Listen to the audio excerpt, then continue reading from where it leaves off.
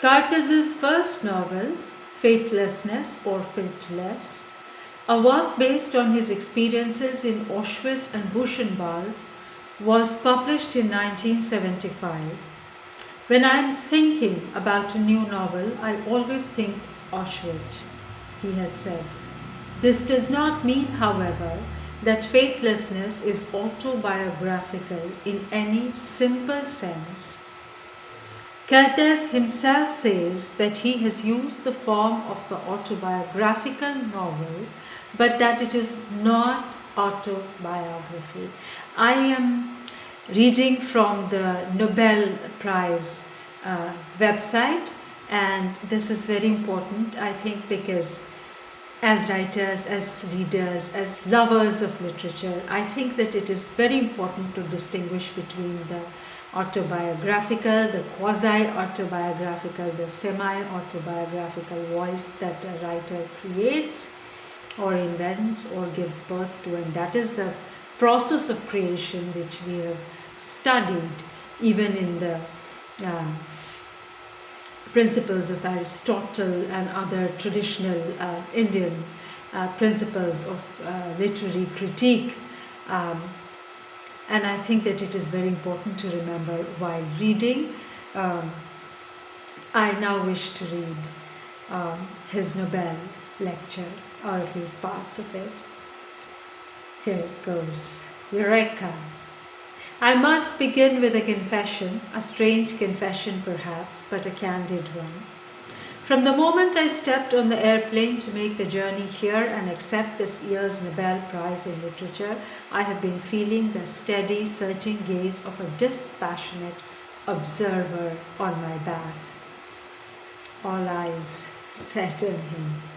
Even at this special moment when I find myself being the center of attention, I feel I am closer to this cool and detached observer than to the writer whose work of a sudden is read around the world.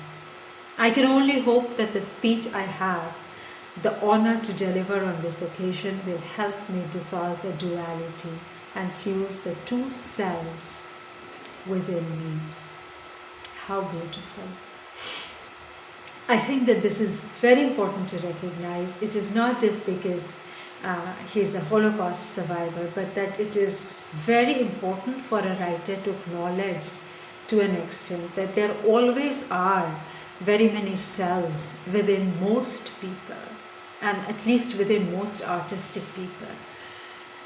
There is a voice saying this and there is a voice saying that, and we sort of present the conversation between the two, or the debate between the two, or the tug of war between the two, or sometimes the agreement between the two. The duality makes it beautiful. The more conflicting thoughts one has, the richer it is, rather than just having one single vision. I hope that what I'm talking about is plurality of worldview, which enriches the way we see this world. I'm sorry about my own commentary in between his Nobel lecture, but now I will just continue, because there are some very important and interesting questions here as to who we write for, and stuff like that I just wish to share, because these are some very famous debates within the Hindi literary world. For now though, I still have trouble understanding the gap that I sense between the high honor and my life and work, Perhaps I lived too long under dictatorships in a hostile, relentlessly alien intellectual environment to have developed a distinct literary consciousness. Even to contemplate such a thing would have been useless.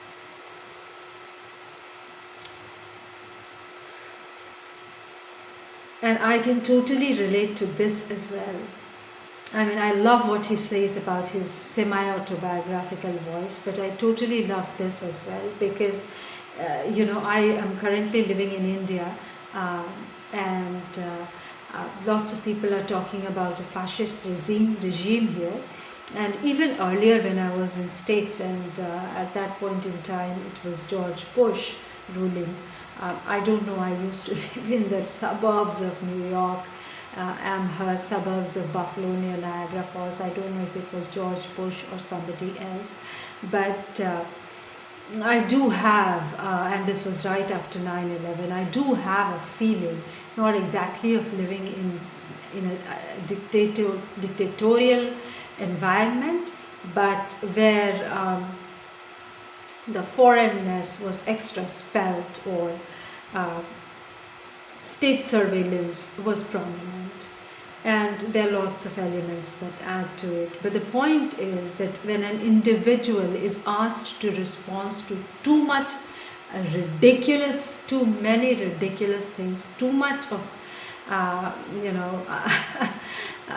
sort of nonsense, if I may use the word, one just is so, sort of distracted, and one's beautiful energy is so wasted instead of, growing, as a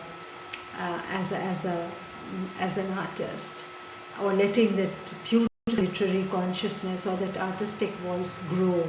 Um, I think this is an important point, but the history is a testimony to this, that artists have been made to respond to the ridiculous. So, besides, all I heard from all sides was that what I gave so much thought to, the topic that forever preoccupied me, was neither timely nor very attractive. For this reason, and also because I happen to believe it, I have always considered writing a highly personal, private matter. Not that such a matter necessarily precludes seriousness, even if the seriousness did seem somewhat ludicrous in a world where only lies were taken seriously. Here the notion that the world is an objective reality existing independently of us was an axiomatic philosophical truth. Whereas I, on a lovely spring day in 1955, suddenly came to the realization that there exists only one reality, and that is me, my own life, this fragile gift bestowed for an uncertain time, which had been seized, expropriated by alien forces, and circumscribed, marked up, branded, and which I had to take back from history, this dreadful Moloch, because it was mine and mine alone, and I had to manage it accordingly. Needless to say, all this turned me sharply against everything in that world, which, though not objective, was undeniably a reality. I am speaking of communist Hungary, of thriving and flourishing socialism. If the world is an objective reality that exists independently of us, then humans themselves, even in their own eyes, are nothing more than objects, and their life stories merely a series of disconnected historical accidents which they may wonder at, but which they themselves have nothing to do with. It would make no sense to arrange the fragments in a coherent whole, because some of it may be far too objective for the subjective self to be held responsible for it. A year later, in 1956, the Hungarian Revolution broke out. For a single moment, the country turned subjective. Soviet tanks, however, restored objectivity before long. I do not mean to be facetious. Consider what happened to language in the 20th century, what became of words. I dare say that the first and most shocking discovery made by writers in our time was that language, in the form it came down to us, a legacy of some primordial culture, had simply become unsuitable to convey concepts and processes that had once been unambiguous and real.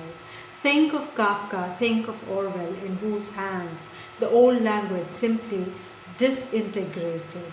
It was as if they were turning it round and round in an open fire, only to display its ashes afterwards, in which new and previously unknown patterns emerged. What a beautiful way of complimenting Kafka and Orwell. But I should like to return to what for me is strictly private writing. There are few questions which someone in my situation will not even ask. Jean-Paul Sartre, for instance, devoted an entire little book to the question, for whom do we write? It is an interesting question, but it can also be dangerous, and I thank my lucky stars that I never had to deal with it. Let us see what the danger consists of. If a writer were to pick a social class or group that he would like, not only to delight but to influence, he would first have to examine his style to see whether it is suitable means by which to exert influence. He will soon be assailed by doubts and spend his time watching himself. What can he know of sure? What his readers want, what they really like?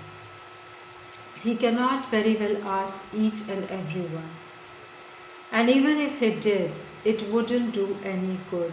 He would have to rely on his image of his would-be readers, the expectations he ascribed to them, and imagine what would have the effect on him that he would like to achieve. For whom does a writer write then? The answer is obvious. He writes for himself. I am very tempted to sort of, translate this at least extemporaneously in Hindi, at least the gist of it. तो वो यहाँ पे वही कह रहे हैं, ये हमारे हिंदी साहित्य में एक बड़ा सवाल उभर कर आया है इधर के विमर्श में कि आखिर हम किसके लिए लिखते हैं।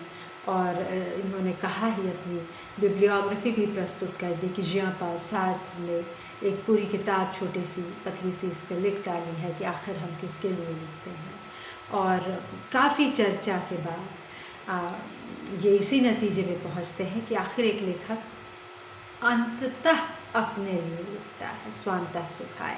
इसका यह अर्थ बिल्कुल नहीं है कि वह यह नहीं चाहता कि लोगों तक चीज़ें पहुँचें, लेकिन अगर हम एडवर्टाइजिंग की तरह या क्लाइंट सर्विसिंग की तरह लिखने लगेंगे तो हमारा लेखन और हमारी आवाज़ की बुलंदी कम होगी। कहने का मतलब ये है कि हमें ये नहीं पता होता कि एक पाठक को क्या चाहिए हमसे, वो किसके लिए तैयार है, बल्कि एक लेखक का काम ये है कि वो पाठक को उस लेखन के लिए तैयार करे जिसको उसने इतनी मेहनत से तैयार किया है। लिखने की जो प्रक्रिया है, रचना प्रक्रिया, वो महत्वपूर्ण है।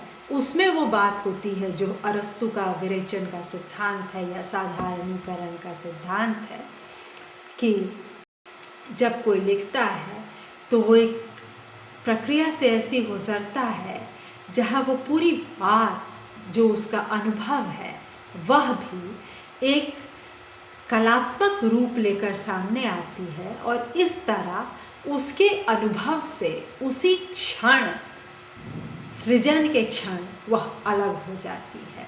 तो इसीलिए वह जो लिख रहा है वह अपने लिए भी लिख रहा है, उसके लिए भी नया है, सबके लिए नया है और स्वांतः सुखाय होते हुए भी अंततः तो पूरी दुनिया के लिए है, लेकिन ज़रूर केटर करके नहीं लिखा गया है, कस्टमाइज़ करके नहीं लिखा गया है।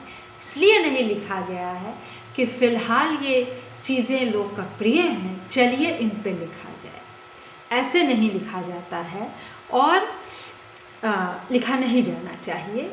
ये जो बहुत सारा विमर्श है, आखिर हम किस पे लिखते हैं, क्यों लिखते हैं, किसके लिए लिखते हैं, और अच्छे सवाल हैं ये, इन पे विमर्श होते रहना चाहिए नए नए एंगल्स के साथ। और ये खुल कर कह रहे हैं कि अगर एक लेखक ये चुन ले कि मैं फ़लाँ सोशल क्लास के लिए लिख रहा हूँ तो फिर क्लास माइग्रेशन का मतलब क्या है ना। और एक फ़लाँ सोशल क्लास के टेस्ट को केटर कर रहा हूँ तो ये अपने पाठक को भी सीमित कर देना है।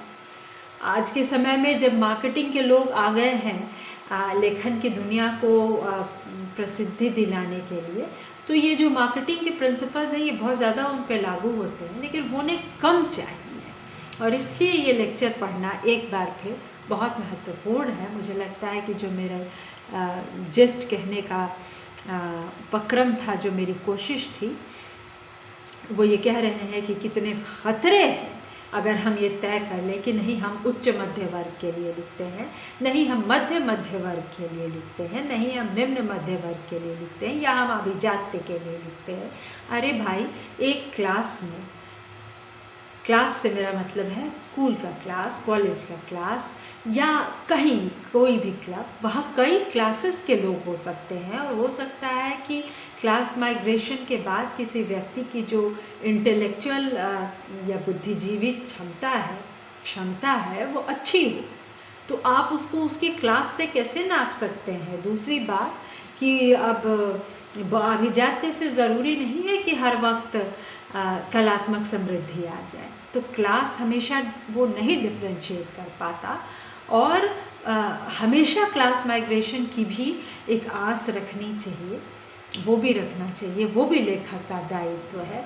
और एक क्लास शब्द का मैंने इस तरह से इस्तेमाल इसलिए किया क्योंकि हम आज के बच्चों से जो कनेक्ट करने की कोशिश करते हैं, और वो केवल बहुत चलती किस्म की चीज़ें पढ़ना चाहते हैं, तो लेखक को भी हतोत्साहित नहीं होना चाहिए और न ही दुखी होना चाहिए कि आखिर क्यों केवल एकदम ऐसा बाज़ारवाद है या बाज़ारू चीज़ें ही लोकप्रिय होकर बिक रही हैं, बल्कि ये कोशिश करनी चाहिए कि हम कैसे उस मध्य बिंदु तक पहुँचें कि थोड़ी गंभीर लेखनी भी उतनी ही लोकप्रिय हो सके जितनी कि बहुत हल्की लेखनी हो जाती है। दूसरा भी सवाल है, इसलिए I just wish to continue with my reading a little bit more. I at least can say that I have arrived at this answer fairly straightforwardly. Granted, I had it easier. I had no readers and no desire to influence anyone. How humble. But it is very important to read these things, to read our Nobel winning writers. I did not begin writing for a specific reason, and what I wrote was not addressed to anyone. Of course, it's not a letter. If I had an aim at all, it was to be faithful in language and form to the subject at hand and nothing more. It was important to make this clear during the ridiculous and sad period when literature was state-controlled and engaged.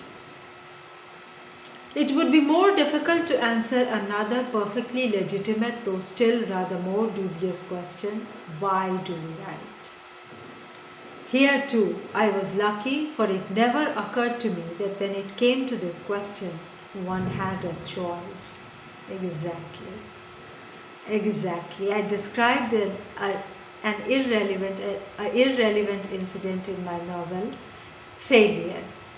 I stood in the empty corridor of an office building and all that happened was the direction of another. और वो ये बताते हैं कि ढेरों footsteps जैसे उनके पास आने लगे और फिर जो अनुभूति हुई।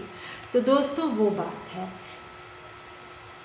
ये केवल प्रसिद्धि की आशा नहीं है, ये लोगों से कनेक्ट करने की आशा है। मैं ये इसलिए पढ़ना चाहती थी कि ये दो सवाल हमारे लेखन के दायरे में भी लगातार उठाए जाते हैं, इनके क्या जवाब हैं और क्या होने चाहिए, इस पर भी अपनी एक टिप्पणी करते हुए मुझे लगता है कि इन दो सवालों को हमेशा जहन में रखना अच्छा होता है, सिंपलिस्टिकली नहीं, अच्छे और कॉम्प्लेक्स तरीके से। इन ए सिंगल मोमेंट, और उस प्रक्रिया को वर्णित करने के बाद ये कहते हैं, in a single moment I understood the ecstasy of self abandonment, the intoxicating pleasure of melting into the crowd, what Nietzsche called, in a different context, though relevantly for this moment too, a Dionysian experience. It was almost as though some physical force were pulling me towards the unseen marching columns. I felt I had to stand back and press against the wall to keep me from yielding to this magnetic, seductive force. I have related this intense moment as I had experienced it. The source from which it sprang like a vision seemed somewhere outside of me, not in me. Every artist is familiar with such moments. At one time, they were called sudden inspirations. Still, I wouldn't classify the experience as an artistic revelation, but rather as an existential self discovery. What I gained from it was not my art. Its tools would not be mine for some time, but my life, which I had almost lost. The experience was about solitude, a more difficult life, and the things I've already mentioned. The need to step out of the mesmerizing crowd, out of history, which renders you faceless and faithless. To my horror, I realized that 10 years after I had returned from the Nazi concentration camps and halfway still under the awful spell of Stalinist terror, all that remained of the whole experience were a few muddled impressions, a few anecdotes, like it didn't even happen to me, as if people are wont to say.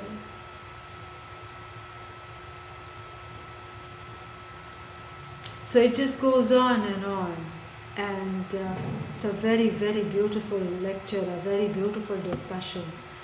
आप कल्पना कर सकते हैं, लेकिन फ़िलहाल मैं यही विराम देती हूँ और आगे फिर कभी सुनने के लिए धन्यवाद। आशा है कि मेरी टिप्पणी भी पसंद आई उन अनुच्छेदों के साथ साथ जिन्हें मैंने उद्धृत किया। सुनने के लिए धन्यवाद।